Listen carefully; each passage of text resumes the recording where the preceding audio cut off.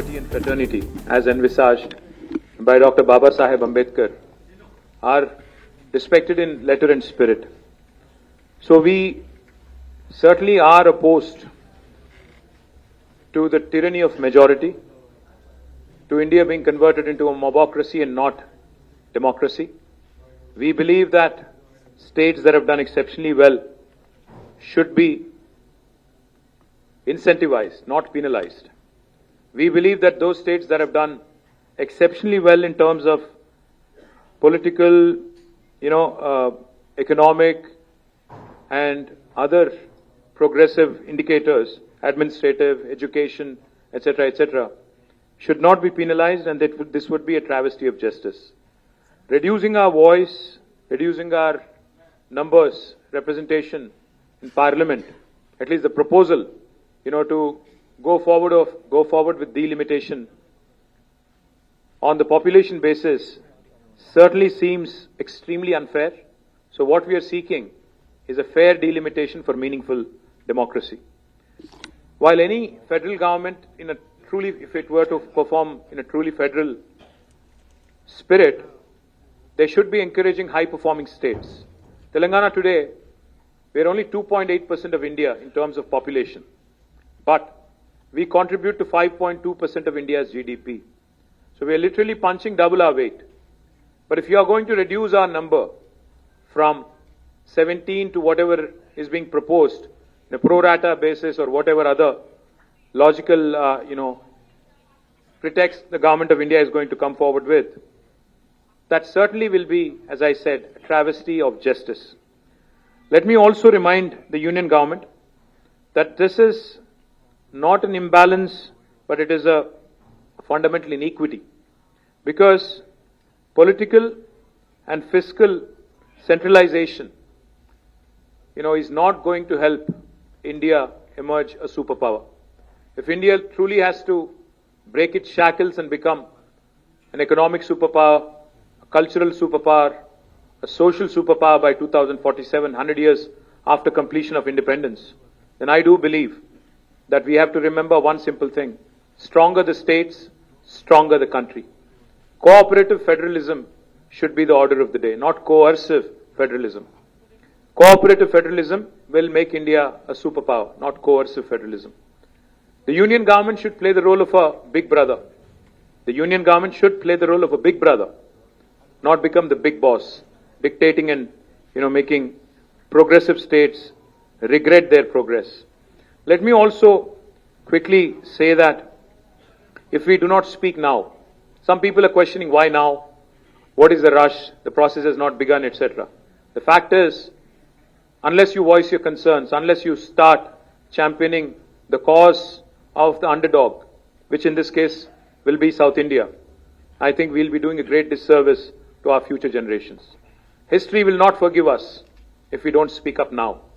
This is the time to speak, because discrimination against South Indian states is not new. Both national parties have done that in the past. I'm not going to elaborate on that. But now this seems to be adding insult to the injury. This proposed delimitation based on population seems to be adding insult to the injury. Let me just quickly quote a renowned jurist who said, "A true federation does not allow any region to dominate another, nor does it permit the dilution of democratic representation based on transient factors." If we don't approach this delimitation exercise cautiously, with caution, this could impact India's federal balance. I am an Indian. I love this country, and I truly cherish every minute of being an Indian. But I also do feel that a strong country, like I said, should also mean voice for the oppressed, voice for the marginalized, voice for everybody, irrespective of whether you're from Manipur or from Uttar Pradesh, irrespective of the size of the population in your respective state. India is not a collection of administrative units, but India is a pluralistic, ethno-linguistic union of states as enshrined in the Constitution.